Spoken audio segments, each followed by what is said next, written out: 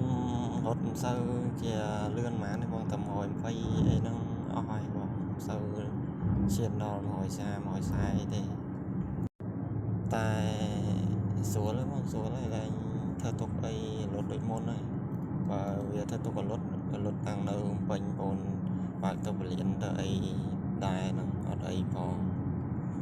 ស្រួលហើយបងអរគុណច្រើនបង